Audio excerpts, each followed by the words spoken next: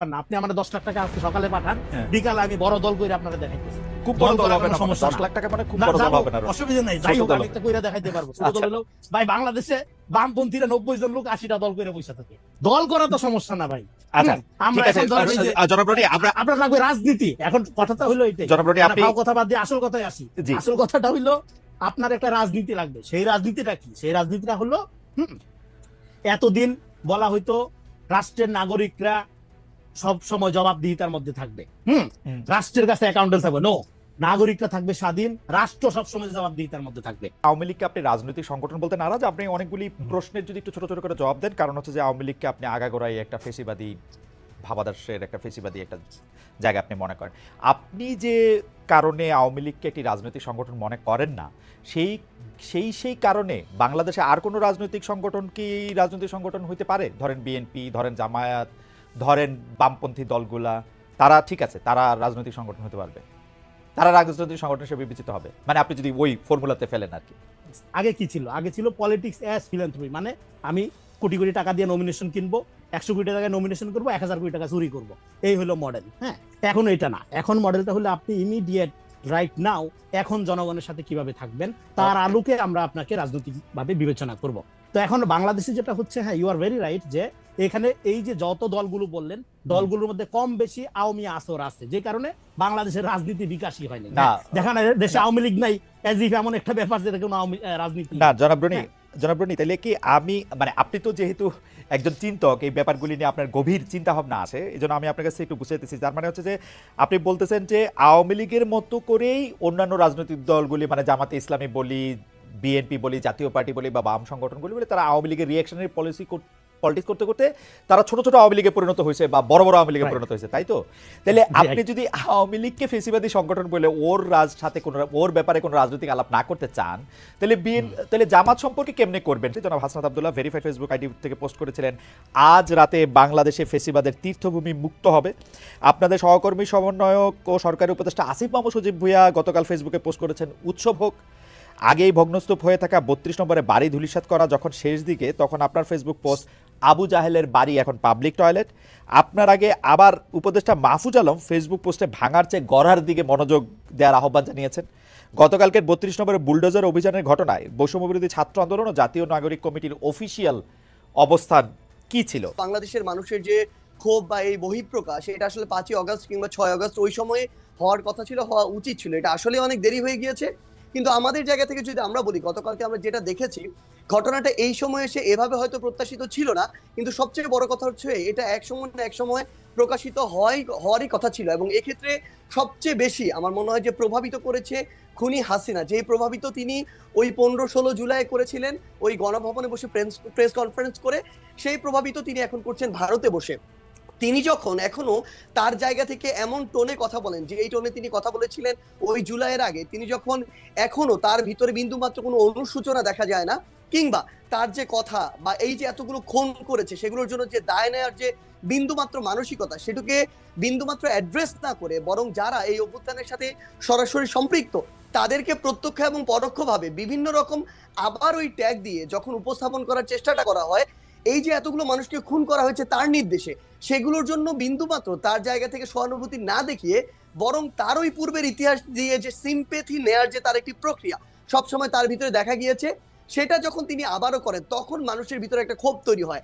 এত বড় একটি হত্যাযজ্ঞ ঘটানোর পরে তিনি যখন নতুন করে আবার ছাত্র সমাজের উদ্দেশ্যে এসে বক্তব্য দিতে চান, তখন মানুষের ভিতরে এই ক্ষোভটা সামগ্রিকভাবে তৈরি হয়। তিনি 16 বছর কাটিয়েছিলেন সেম সিম্প্যাথি নেওয়ার কথাগুলো তিনি আজকেও দাঁড়িয়ে বলছেন।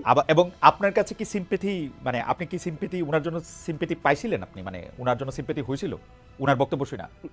ভাই সবচেয়ে বড় কথা হচ্ছে কি, মানে এই যে মানে আমি কেন এই প্রশ্ন করতেছি, যে আমার কাছে মনে হয় গত 15 বছর ধরে শেখ হাসিনা বাংলাদেশ শাসন করছেন, এর মধ্যে গত 10 বছর ধরে, বিশেষ করে 2014 সালের পর থেকে উনি যতবার যত জায়গায় বক্তৃতা দিচ্ছেন, সেটা জোর করে দিয়েছেন বলতে তিনি যেন প্রধানমন্ত্রী বিডিভিতে ছিলেন, ইয়াতে ছিলেন, জোর করে দিয়েছেন, আমাদের জোর করে শুনতে হয়েছে। এখন তো এটা আমাদের জোর করে শোনার বিষয় না।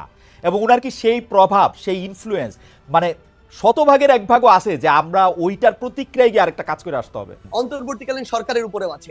এই অন্তর্বর্তীকালীন সরকার তাদের জায়গা থেকে এই খুনি যারা ছিল যারা সরাসরি এই খুনগুলোর সাথে জড়িত, ছাত্রলীগ, আওয়ামী লীগ, যুবলীগের ক্যাডাররা বা কিছু কিছু পুলিশ সদস্য, যাদেরকে আসলে গ্রেফতার করে বিচারের আওতায় আনার কথা ছিল, দৃশ্যমান এরকম একটা বিচার আমাদের দেখার কথা ছিল, সেটি যখন দেখছে না মানুষের ভিতরে একটা ক্ষোভের উদ্গীরণ হচ্ছে।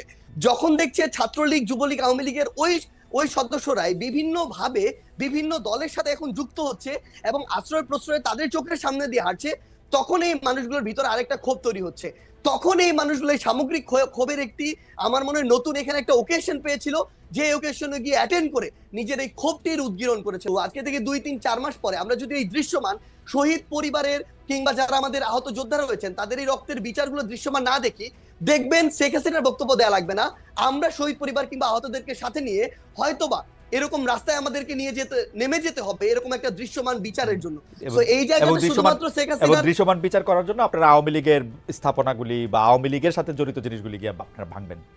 এটা আওয়ামী লীগ না, সবচেয়ে বড় কথা হচ্ছে কি দেখেন, আওয়ামী লীগ বলে এমন কিছু এখানে বিষয়কে নিয়ে আসা হচ্ছে, আওয়ামী লীগের সবাই, আমরা যে স্পষ্ট করে বলি, আওয়ামী লীগের যে মানুষগুলো এই বিষয়গুলোর সাথে জড়িত ছিল, হত্যাযজ্ঞের সাথে, খুনের সাথে, ফ্যাসিজমের সাথে, স্বৈরাচারের সাথে, এবং তারা যেগুলোকে সিম্বল এক প্রকার উপাসনালয় হিসেবে তৈরি করে সিম্বলাইজ করে এতদিনের রাজনীতিটা করেছে, মানুষের ক্ষোভ ওই জায়গায়। বাংলাদেশে আমি ধরে নিচ্ছি 20% মানুষ আওয়ামী লীগের সমর্থক ছিল, কই বাকি বাড়িগুলোতে তো গিয়ে হামলা করা হয়নি, ওই সমর্থকদের বাড়িতে গিয়ে কিন্তু হামলা করা হয়নি, কিন্তু এই ধানমন্ডি 32, ওই গণভবন কিংবা এই যে বিভিন্ন ভবনগুলোকে কেন্দ্র করে পুরো একটা উপাসনালয় হিসেবে প্রেজেন্ট করে এই যে রাজনীতি করা হয়েছে, মানুষের ক্ষোভটা ওই জায়গায়।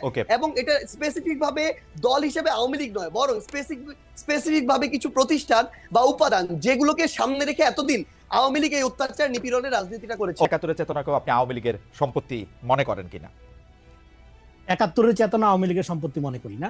৭১-এর ঘটনাটা কি ঘটছে? ৭১-এর ঘটনাটা ঘটছে হলো, হ্যাঁ, ৭১-এ আপনার একটা জনযুদ্ধ ছিল, সেই জনযুদ্ধকে ভারতীয় বাঙালি বুদ্ধিজীবীরা বয়ান কইরা এটা আওয়ামী যুদ্ধে পরিণত করছে। এটা ন্যারেশন লিটারেচারের মধ্য দিয়ে বয়ান করেছে। সেই ঘটনা ২৪-এর ক্ষেত্রে কিছু কিছু জায়গায় দেখা যাচ্ছে। ৭১ বাংলাদেশের জনগণের জন্য, মানুষের জীবনের সবচেয়ে, আমাদের ইতিহাসের সবচেয়ে বড় ইভেন্ট। আমরা একটা রাষ্ট্র, একটা ভৌগোলিক পরিচয় পাইছি। এইটার সমকক্ষ ইভেন্ট অন্য কিছু হইতেই পারে না। কিন্তু ২৪-এ আপনার ঘটনাটা কি ঘটছে? ৭১-এ আপনি পাইছেন দেশের স্বাধীনতা, আপনি পাকিস্তানের শোষণ নিপীড়নের বিরুদ্ধে দিয়ে, জনযুদ্ধের মধ্যে দিয়ে, সমস্ত শ্রেণী পেশার মানুষের সশস্ত্র সংগ্রামের মধ্য দিয়ে আপনি স্বাধীনতা অর্জন করছেন। হ্যাঁ, সেক্ষেত্রে লিডিং দল আওয়ামী লীগ ছিল। এবার আসেন ২৪-এ ঘটনাটা কি ঘটছে? ২৪-এ আপনি ৭১-এ আপনি দেশ পাইলেন, কিন্তু এই দেশের মানুষ নাগরিক হয়ে উঠলো না, সম্প্রদায়, হয় আওয়ামী লীগ, হয় বিএনপি, হয় জামাত, হয় পাহাড়ি, হয় বাঙালি হয়ে রইল। এইটার মধ্য দিয়ে নাগরিক আকারে বিকাশ হলো না। ২৪-এ আপনাকে করলো কি? আপনাকে রাজনৈতিকভাবে স্বাধীন করার একটা সুযোগ করে দিল।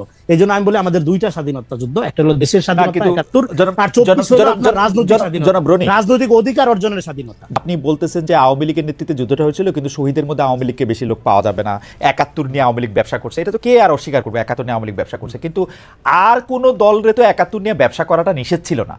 তারা ৭১-এর তারা তো ৭১-এর এন্টিথিসিস দাঁড় করাইছে, আমরা যা দেখছি পুরো। আপনি দেখেন জামাতে ইসলামী বলি, বিএনপি বলি, আপনি তো এন্টিথিসিস দাঁড় করাইছেন। আর ২৪-এ জি আপনি ৭১-এর ন্যারেশনে আওয়ামী লীগ ৭১-এর ন্যারেশনটা ডিস্টর্ট করছে, জনযুদ্ধটাকে আওয়ামী যুদ্ধে পরিণত করছে। তার মানে কি জামাত রাইট ছিল? নো। তার মানে কি জাতির পিতা মেজর ডালিম? নো। আপনার ৭১, আপনি যেটা বলছেন, শুনেন, জামাত ইসলামের প্রবলেমটা হলো জামাত হিস্ট্রিক্যালি, আপনার একটা মজার কথা আছে, in the wrong side of history. আপনি জামাত ইতিহাসের একটা রং সাইডে ছিল ৭১-এ, হ্যাঁ, এবং এখন সে যদি মনে করে তাহলে ২৪টা জামাতের অভ্যুত্থান, এই রং সাইড থেকে রাজনীতি করা যায়, কিভাবে করা যায়? তাহলে আপনার ইতিহাসটা চেঞ্জ করে ফেলতে হবে। এই ২৪-এর অভ্যুত্থানটা যদি ধরেন জামাতের অভ্যুত্থান হইতো, হ্যাঁ, তাহলে জামাতের পলিটিক্যাল স্টেক দাঁড়াই যেত, আমরা কেউ ঠেকাইতে পারতাম না। মিডল ক্লাস প্রতারণা করছে, মুক্তিযুদ্ধের, বাঙালি জাতীয়তাবাদের এমন একটা বয়ান তাদেরকে খাওয়ানো হয়েছে যে তোরে জুতার বাড়ি দিব ৩ বেলা, কিন্তু উন্নয়নের গল্প শোনাবো, সুখে থাকবি, অসুবিধা নাই, হ্যাঁ, উন্নয়নই বড়, টাকা পয়সা বড়, লোভকে জাতীয় সংস্কৃতি হিসাবে চালু করে আওয়ামী লীগ এগুলি করছে। এই যে ৭১ পূজা, যেটা, এটা ডেফিনেটলি আমাদের নৎসাৎ করতে হবে। এবং ২৪ হলো কি? ২৪ হলো আমাদের গোটা জনগোষ্ঠীর ইতিহাসের প্রকল্পকে রেস্কিউ করার আন্দোলন, রেস্কিউ করতে হবে। শোনেন, ইতিহাসে অকাট্য বলে কিছু নাই ভাই। না, সেটা ঠিকই আছে। আমি সকল ধরনের পূজা পার্বণের বিপক্ষে।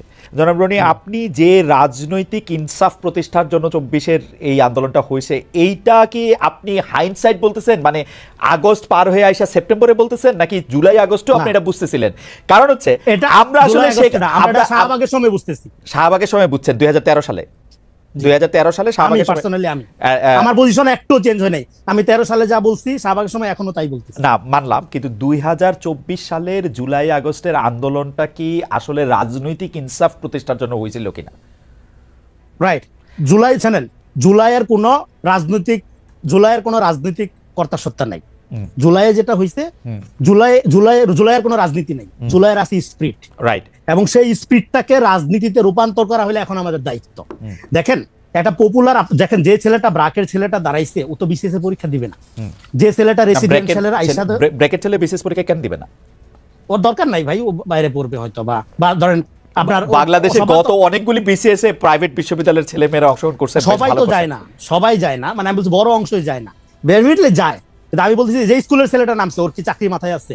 আমি বলতেছি বাংলাদেশে যে ধরেন, আমার কথাটা পয়েন্টটা হলো এটা, বাংলাদেশে যে 20 লাখ টাকা দিয়ে প্রশ্নপত্র কিনা মেয়েরে ছেলেরে ডাক্তার বানানো একটা গর্বের ব্যাপার, ঘুষ খাইয়া প্রচন্ড ভাবে লুটপাট কইরা টাকা পয়সা বানানো একটা সফলতার ব্যাপার। আপনার জায়গা থেকে ভাই একটা জিনিস একটু জাস্ট ক্লিয়ার করেন, ওই যে ছাড় দেওয়ার কথাটা বলেছিলেন এটা কাদেরকে ইন্ডিকেট করে, অর্থাৎ এটা কি সেনাবাহিনী নাকি অন্তর্বর্তীকালীন সরকার? না, আমরা শুনেছিলাম যে আওয়ামী লীগের যারা শীর্ষস্থানীয় নেতৃবৃন্দ আছেন, আওয়ামী লীগ, যুবলীগ, ছাত্রলীগ, বা তাদের মধ্যে অনেকে প্রাণ ভয় সেনাবাহিনীতে ক্যান্টনমেন্টে আশ্রয় নিতে গিয়েছিলেন। তাদের একটা মোটামুটিভাবে তাদের একটা সংখ্যাও বলা হয়েছিল আইএসপিআর থেকে এটা দিয়ে, কিন্তু পরে আমরা দেখলাম তাদের কাছে এই সংখ্যক লোক তাদের কাছে আসলে নাই।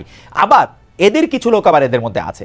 আমি সেজন্য জানতে চাইছিলাম যে আপনারা কি আসলে এই যে যাদেরকে ছেড়ে দেওয়া হলো, এমনকি শেখ হাসিনাকে যে বিদেশে চলে যেতে দেওয়া হলো পদত্যাগের পরে, এর জন্য কি আপনারা সেনাবাহিনীকে বা কাউকে আসলে দায়ী মনে করেন কিনা? আমার ব্যক্তিগত জায়গা থেকে মনে হচ্ছে এখন যারা আমাদের এই জায়গায় উপদেষ্টা পরিষদে রয়েছেন অনেকের ক্ষেত্রে এই জিনিসটা খাটে। তারা হয়তো মনে করছেন যে বাংলাদেশের যে মানুষ যারা রয়েছে তারা হয়তো হয় তাদের মতোই সবাই ভালো, না হয় তারা মনে করছেন যে এই মানুষগুলো খুব দ্রুত ভালো হয়ে যাবে, একটা সুযোগ দিয়ে দেখি।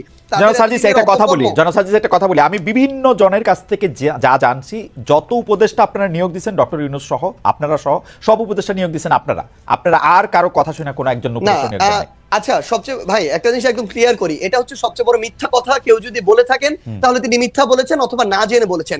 এখানে বিএনপি তাদের সরাসরি তাদের মত ছিল, তাদের সাজেশন ছিল, জামায়াতের মত ছিল, তাদের সাজেশন ছিল, অন্যান্য রাজনৈতিক দলগুলোর জায়গা থেকে নামের সাজেশন ছিল, বাংলাদেশ সেনাবাহিনীর পক্ষ থেকে সাজেশন ছিল, শিক্ষার্থীদের পক্ষ থেকে সাজেশন ছিল, সিভিল সোসাইটির পক্ষ থেকে সাজেশন ছিল। আমরা শুনছি শুধু আপনাদের সাজেশন নেওয়া হয়েছে, আর কারো সাজেশন নেওয়া হয় নাই ভাই। এবং সবচেয়ে বড় কথা, ইভেন এখানে প্রফেসর ডক্টর মোহাম্মদ ইউনূস যখন তাকে প্রধান উপদেষ্টা হিসেবে আমরা আমাদের জায়গা থেকে প্রস্তাব করি এবং তিনি সেখানে পজিটিভ একটি রেসপন্স করেন, তখন তার জায়গা থেকেও সাজেশন ছিল এরকম যে আমি এই পরিষদটাকে যদি কন্টিনিউ করতে চাই, এখানে আরো 2-3 জন এই মানুষকে প্রয়োজন এই জায়গাগুলোতে উপদেষ্টা পদে। সো এখানে প্রায় 5 থেকে 6টি স্টেক হোল্ডারের সরাসরি অংশগ্রহণ ছিল, সরাসরি তাদের সাজেস্ট করা যে উপদেষ্টারা তারা এখন রয়েছেন। কেউ যদি এটা স্বীকার করতে না চান, অবশ্যই এটা সৎ সাহসে তাদের অভাব। আমি দূর থেকে বাংলাদেশটাকে যা দেখি, যে বাংলাদেশটাকে চালাইতেছেন আপনারা 3 জন, যে সমন্বয়ক উপদেষ্টা পরিষদে আছেন সেই 3 জন, এবং আপনি এবং জনাব হাসনাত আব্দুল্লাহ, আপনারা 5 জন যদি ধরে নেই, তাহলে এই যে কি জানি বলে নাগরিক কমিটির জনাব পাটোয়ারি, জনাব আক্তার, তারাও কিছুটা সরকার চালাচ্ছেন। আপনারা সব জায়গায় সালিশ মোকদ্দমা করতেছেন, আপনাদের কথায় আপনারা বদলি করতেছেন, আপনাদের কথা আমি যা শুনি আর কি, এইগুলি কি মিথ্যা? মানে উপদেষ্টাদের মধ্যেও অনেকে এইটি দেখতেছেন যে আপনারা যেটা বলতেছেন, আপনারা যেদিকে যাইতেছেন দেশটা সেদিকেই যাচ্ছে, ব্যাপারটা এরকম না? মানে আমরা জাস্ট আপনাকে একটা জিনিস বলি ভাই, মানে এই মুহূর্তে সবচেয়ে বড় সমস্যাটা যে জায়গাটাতে হয়েছে সেটা হইতেছে আমরা আসলে এই অভ্যুত্থানের সামনের সারিতে থাকার কারণে মানুষের এক্সপেকটেশনের কেন্দ্রবিন্দু হয়ে গেছে অল্প কিছু মানুষ, এবং এই জায়গাটাতে আমাদের এঙ্গেজমেন্টের জায়গা। যেমন আজকে যদি দেখেন, আমার শহীদ পরিবার আজকে তাদের দ্রুত বিচারিক এই প্রক্রিয়ার জন্য তারা শাহবাগে আজকে অবস্থান করলো। এই শহীদ পরিবারের সাথে আমাদের গিয়ে কথা বলতে হয়, তাদের হয়ে কথা বলতে হয় দ্রুত যেন বিচারিক প্রক্রিয়াটা, অর্থাৎ সরকারের একটা অংশ হয়ে আমাদেরকে আবার এই মানুষগুলো লং টার্ম সাস্টেইনের জন্য বাংলাদেশের এই যে মানুষগুলো, তরুণ প্রজন্ম যারা নতুন করে চিন্তা করছে, স্বপ্ন দেখছে, এই অভ্যুত্থানের স্পিরিটটাকে আমরা যদি ধারণ করতে চাই, আমাদের ওইরকম একটা পলিটিক্যাল প্ল্যাটফর্ম প্রয়োজন যেটা থেকে আমরা নতুন করে এই স্বপ্নটা ক্যারি করা আমাদের বেস্ট ট্রাই করবো। সেখানে আমাদের সময় দিতে হচ্ছে। আমাদের জায়গা থেকে আমাদের প্রত্যেকটা জেলা উপজেলায় গিয়ে আমাদের যে নিজেদের যে প্ল্যাটফর্মগুলো সেগুলো গুছাতে হচ্ছে। এরপরে আমাদের যারা উপদেষ্টা রয়েছেন তাদের সাথে আমাদের যারা প্রতিনিধি সরকারে রয়েছেন, তারা যখন সরকারে থাকেন উপদেষ্টা, কিন্তু তাদের সাথে আমাদের একটা আলাদা কমিউনিকেশন অবশ্যই থাকবে, কারণ ফিল্ডের অবজারভেশনটা আমাদের তাদেরকে দিতে হবে। তাদের সাথে আমাদের গভর্নমেন্টের ওই রেসপন্স রেসপন্সটা তাদের থেকে নিতে হবে। সো এই যে প্রত্যেকটা বিষয় যদি দেখেন, প্রত্যেকটা বিষয়ে আমরা আমাদের জায়গা থেকে এগুলো বিভিন্নভাবে জনগণের এক্সপেকটেশন অনুযায়ী আমাদের কথা বলতে। একটু শেষ করি ভাই। কিন্তু আপনি যে জিনিসটা বললেন, এই যে সালিশের কথাটা বললেন, আজকে শাহবাগে আমার শহীদ পরিবার বসেছে, সেখানে তারা এক্সপেক্ট করে যাদের নেতৃত্বে অভ্যুত্থানে হয়েছে, আন্দোলনটি হয়েছে, তাদের কেউ একজন কথা বলুক, সেখানে যেতে হয়। আজকে যখন আমরা আহতরা কোথায় বসে, সেখানে যেতে হয়। সেটা তো অবশ্যই যাবেন। আপনার সহযোদ্ধা জনাব আসিফ মোহাম্মদ সজীব ভুঁইয়া, তিনি একটি চিঠি লিখে বলেছেন যে এই প্রশাসক নিয়োগ দিতে হবে। এইটা কি মানে সেম না যে ধরেন আওয়ামী লীগের এলজিআরডি মিনিস্টার যিনি থাকতেন, তিনি আওয়ামী লীগের একজন লোককে মনে করলেন যে তাকেই প্রশাসক নিয়োগ দিতে হবে, তাকে প্রশাসক নিয়োগ দেওয়া হোক, এটা চিঠি দেওয়া হোক। এটা সেম সেম সেই যেটা, যেহেতু চিঠিটা সামনে আসছে সেই জন্য বলতেছি। না ভাই, একটা জিনিস কি, তিনি একজন মন্ত্রণালয়ের একজন উপদেষ্টা হিসেবে দায়িত্বপ্রাপ্ত আছেন। তার কাছে কোনো একটা বিষয়ের যদি মনে হয় যে এই জিনিসটা ওই স্বার্থে বেটার, তিনি এই জায়গায় ধরেন সাজেশন দিয়েছেন। কিন্তু তিনি তার জায়গা থেকে, আমি একটা জিনিস বলি, কখনো এটাতে কাউকে যদি বাধ্য করেন যেটাই করতে হবে এবং না হলে এটার বিরুদ্ধে তার ওই অ্যাকশনটা দেখেন, তখন আমি তার বিরুদ্ধে গিয়ে দাঁড়িয়ে যাব। কিন্তু আপনি এটা বলেন ভাই, একদম ক্লিয়ার প্রশ্ন, আপনি এটা বলেন এরকম সিঙ্গেল একটা সুপারিশ যেটা সার্জিস করেছে, এরকম সিঙ্গেল একটা সুপারিশ যেটা হাসনাত করেছে, আমরা আমাদের জায়গা থেকে এটা আমরা মনে করি যে আমরা ওইরকম কোনো অথরিটি না যে এই জায়গাটি করতে পারে। আমরা আমাদের জায়গা থেকে এই দাবিটি তুলি, যেই দাবিটি আমরা তুলি, এই দাবি আমরা সোশ্যাল মিডিয়া ওপেনলি তুলি। কারণ আমাদের মনে হয় যেটা পুরো বাংলাদেশের জন্য প্রয়োজন, মানুষের জন্য প্রয়োজন, সেটা আমরা ওপেনলি পুরো বাংলাদেশের সামনে। আপনারা রাজনৈতিক দল করবেন, রাজনৈতিক দল করার জন্য আপনাদের টাকা দরকার হবে। বিভিন্ন জায়গা থেকে আপনাদের টাকার অন্য রাজনৈতিক দলগুলোর সাথে যদি আপনাদের মাঠে মোকাবেলা করতে হয়, তাহলে আপনাদের টাকা লাগবে। টাকা লাগার জন্য আপনারা বিভিন্ন জায়গা থেকে চাঁদা নিচ্ছেন। কখনো সেই চাঁদা গাড়ি হয়ে আসছে, কখনো সেই চাঁদা বাড়ি হয়ে আসছে, কখনো রূপায়ণ টায়ার আপনাদের অফিস হয়ে আসছে, কখনো আপনার কম্বল হয়ে আসছে সার্জিস, কখনো আসিফ মাহমুদের হেলিকপ্টার হয়ে আসছে। তো ওই যে চাঁদার অংশটুকু আপনারা পাচ্ছেন, সেটা পাইতে হলে আপনাদের তো কিছু না কিছু কাজ করে দিতে হবে। সেই কাজগুলিও আপনারা করতেছেন। এইটা হচ্ছে পারসেপশন, এটা হচ্ছে আপনাদের বিরুদ্ধে অভিযোগ। যদি আপনি বলেন বা কেউ কেউ এটা অভিযোগ হিসেবে দেখতে চান না, কেউ কেউ মনে করেন যে এটা ঠিকই আছে। বাংলাদেশের রাজনীতির যে মডেলটার কথা আমরা বলতেছি, এখন ধরেন এখানে ক্লিনজিং এর রাজনীতি করা যাবে না। আওয়ামী লীগের ক্ষেত্রে সমস্যাটা কি হচ্ছে, জামাতের ক্ষেত্রে বাংলাদেশ 54 বছর যে সমস্যা ফেস করছে, এখন আওয়ামী লীগের ক্ষেত্রে ঠিক সেই সমস্যাই হচ্ছে। জামাতকে একটা আপনার ধরেন ট্যাবু আকারে ব্যবহার করছে আওয়ামী লীগ। যখন তার সর্বশেষ দরকার হয়েছে, সে তার অন্তিম মুহূর্তে, হ্যাঁ, যখন সে তার আপনার কি বলে যে তার জান যায়, সেই মুহূর্তে সে জামাতকে নিষিদ্ধ করে একটা শেষ স্টেক খেলার চেষ্টা করছে, সেটা ফেল করছে 3 তারিখে। তো এখন একই ঘটনা আওয়ামী লীগ নিয়ে হচ্ছে। হ্যাঁ, আওয়ামী লীগ একটা ফ্যাসিস্ট, পরীক্ষিত ফ্যাসিস্ট শক্তি, এবং শুধু আওয়ামী লীগকে রাজনীতিতে অংশগ্রহণের সুযোগ দেওয়ার সাথে সাথে একটা গুরুত্বপূর্ণ প্রশ্ন জড়িত, আপনি ভারতকে সুযোগ দিবেন কিনা। হ্যাঁ, আওয়ামী লীগের প্রশ্ন এলাও করা মানে হলো ভারতের প্রশ্ন এলাও করা। এই যে দেখেন, আমাদের বাংলাদেশে ঐক্য একটা জায়গায় আছে, সেটা হলো আওয়ামী লীগের বিরুদ্ধে সবাই ঐক্যবদ্ধ, ছাত্ররা ঐক্যবদ্ধ, জামাত ঐক্যবদ্ধ, বিএনপি ঐক্যবদ্ধ। কিন্তু সার্জিস যেভাবে আওয়ামী বিরোধী, জামাত কিসেভাবে আওয়ামী বিরোধী, বা বিএনপি কিসেভাবে আওয়ামী বিরোধী, বা আমি কিসেভাবে আওয়ামী বিরোধী, না, আওয়ামী বিরোধীদের মধ্যে তারতম্য আছে। আবার বাংলাদেশে যদি ধরেন 3 ভাই থাকে, 1 ভাই আওয়ামী লীগ, 1 ভাই বিএনপি, 1 ভাই জামাত, তো আপনি কি 1 ভাইরে পিটিয়ে মেরা ফেলবেন আর 2 ভাইয়ের সামনে? ও কি সেভ করতে আসবে না? ফলে শেল্টারের প্রশ্নটাও আপনার চলে আসে তখন, যে আওয়ামী লীগ পুনর্বাসন করার চেষ্টা করতেছে। আর ভাই পুনর্বাসন করার কিছু না, বাংলাদেশের চরিত্র এলো আওয়ামী লীগ। হ্যাঁ, তো সেই জায়গাতে আপনি মুক্ত করবেন কিভাবে? মুক্ত করার পদ্ধতিটা হলো ডি-আওয়ামীকরণ করা, যেটা সেটা কি, সে বাংলাদেশ পুনর্গঠন খুবই সহজ। সেটা হলো আওয়ামী লীগ যা করছে আপনি তা করবেন না, বাংলাদেশ দাঁড়াই যাবে। এটা নিয়ে আওয়ামী লীগের লোকজনের কোনো ফিলিংস নেই, কারণ তারা মনে করে তারা হলো রাজাকার মারছে, তারা 24 সালে রাজাকার মারছে। কিন্তু আওয়ামী লীগের কিছু কিছু লোকজন আবার মনে করে যে যারা আন্দোলন করছে তাদের কেউ কেউ এটার মধ্যে এই মৃত্যু, এই হত্যাকাণ্ডে অংশ নিয়েছে। আরেকটা বয়ান আছে, সেটা আওয়ামী লীগ কোনোদিন সত্য কথা বলে না আর কি, মানে আওয়ামী লীগ সমর্থন মানে একটা আমি আসলে রনি, আমি আপনার প্রথম দিকের কথায় একমত। আওয়ামী লীগের নিয়ে আমরা আসলে এত সময় এত অরিডর কিছু না, আমি যেটা দরকার সেটা হলো রাজনীতিটা। আপনি যেটা বলতেছিলেন, আমি প্রশ্নে আসি, তাহলে সেটা প্রক্রিয়াটা কি হবে? ধরেন যে লোকটা আওয়ামী লীগের হয়ে অস্ত্র হাতে ছাত্র জনতাকে হত্যা করছে, আর যে লোক মুজিবের আব্বা মনে করে, শেখ হাসিনাকে দেবী মনে করে চাঁদা দেয়, দুজনের অপরাধ তো সমান না। যে সমর্থন করে, যে ধরেন রিয়েলি মনে করে শেখ মুজিব হলো একটা ধরেন জাতির জন্য ত্রাণকর্তা, তার কোনো দোষ সে খুঁজে পায় না, মানে ব্লাইন্ড থাকে না, এরকম লোক আছে, অবশ্যই আছে সমাজে। 5 আগস্টের পরবর্তী যে বাংলাদেশের রাজনীতির আরেকটা রূপ আমরা আশা করছিলাম, যেটাকে ছাত্র বৈষম্য বিরোধী ছাত্র আন্দোলন নতুন রাজনৈতিক বন্দোবস্ত বলছিল, সেইটাতে আপনি বৈষম্য বিরোধী ছাত্র আন্দোলনে কি দেখেন? দেখেন, আমি বললাম 24-এর কোনো রাজনীতি নেই, আছে একটা স্পিরিট। সেই স্পিরিটটাকে রাজনীতিতে রূপান্তর করার প্রথম বৈশিষ্ট্য কি হবে? প্রথম বৈশিষ্ট্য হবে পলিটিক্স অফ কেয়ার, ফিলান্থ্রপিক রাজনীতি, হ্যাঁ, ঐক্যবদ্ধ থাকার রাজনীতি। সেই রাজনীতিগুলোর ক্ষেত্রে দেখেন, আপনার বৈষম্য বিরোধী বলেন, নাগরিক কমিটি বলেন, এদের ব্যাপারে আমি এখনো কমেন্ট করতে রাজি না।